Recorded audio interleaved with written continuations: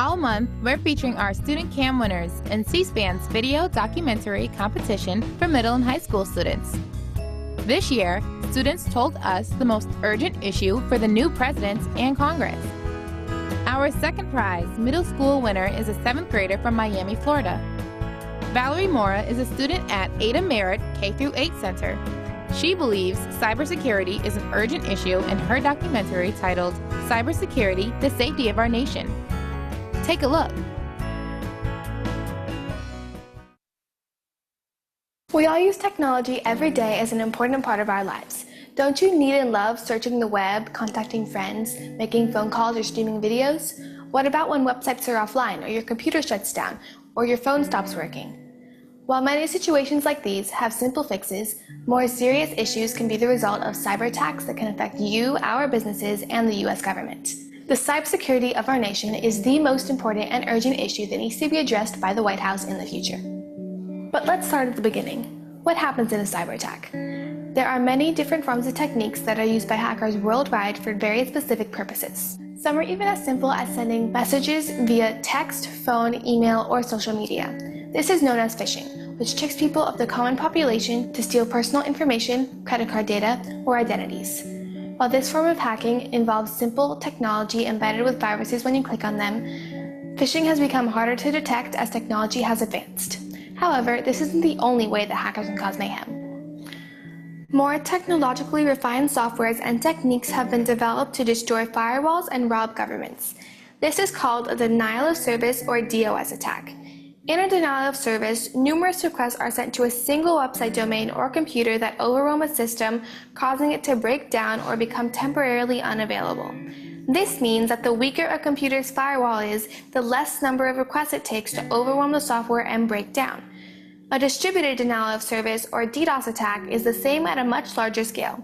This usually requires hundreds or thousands of computers sending requests to multiple computers or very large website domains, causing the same type of shutdown. Malicious malware and devices embedded with harmful code can also be used by hackers to attack firewalls and steal information.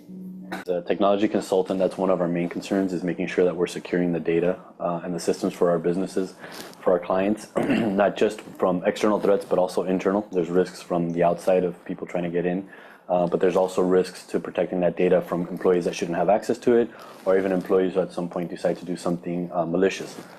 In 2015, 781 breaches in security were reported according to the DMR Annual Security Statistics Report.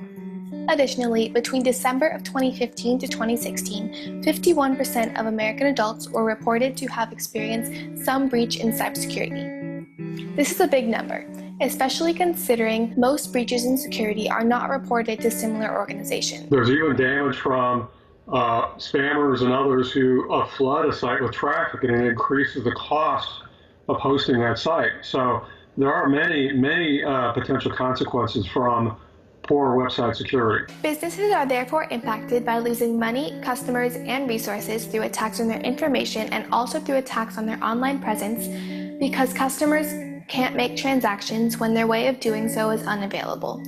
Businesses today are really relying very heavily upon their online presence for not only their brand image, but also for attracting business. And so if something happens to compromise that online presence, it can impact the bottom line of the company as well as their professional appearance to people who are searching for them. At a much larger scale, U.S. government information and plans can be stolen or altered, and the overall government function can be greatly affected by cyber attacks. When you think of cybersecurity, you have to think of the Department of Defense. What if somebody hacked the CIA or the NSA or something, or the Department of Defense, right, and got control of missiles and so forth and launched them?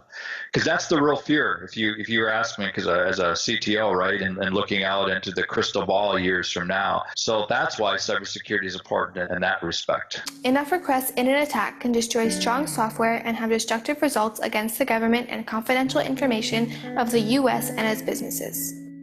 No matter what type of cyber attack takes place, the American people will always be affected, either directly through phishing or as part of a nation through larger breaches in federal or business cybersecurity. Cyber attacks are dangerous because at a small scale, they can put the personal information and identities of the population at risk, but at a larger scale, cyber attacks can jeopardize private operations and steal personal information of the U.S. government and its businesses. The Internet thing is it's a very interesting phenomenon, right?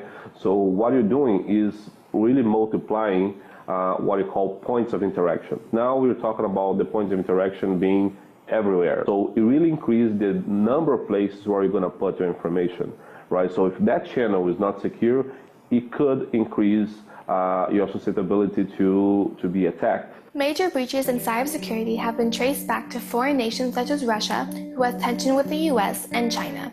These countries have been formally accused in the past for major cyber attacks against the US. You can make your network harder to hack, right?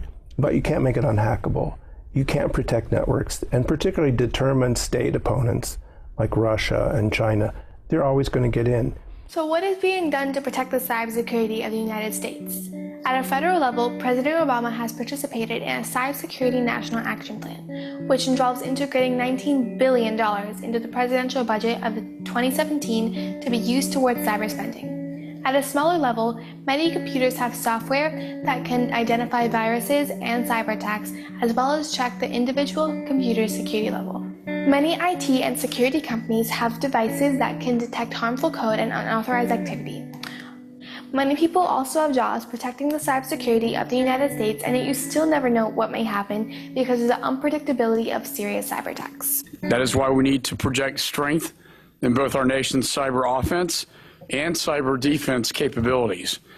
We must work to ensure sound cybersecurity policy to secure our nation from adversarial threats, while importantly protecting our nation's freedoms and civil liberties. But are plans and steps really enough to build up the American cybersecurity at all levels? So many people work to fight against cyber attacks and deal with the after effects, but shouldn't our cybersecurity be strong enough and prepared enough not to have to deal with these attacks in the first place? While many people can help in their own way by protecting themselves, it is essentially the government's job to protect the nation as a whole. The cybersecurity of the US should be strong enough to prevent cyber attacks, and the American people should be protected by the government against these cyber attacks. My message to Washington is that it is their job to protect the US citizens against cyber attacks, so cybersecurity is the most important and urgent issue that needs to be addressed in 2017 and beyond. To watch all of the prize-winning documentaries in this year's Student Cam competition, visit studentcam.org.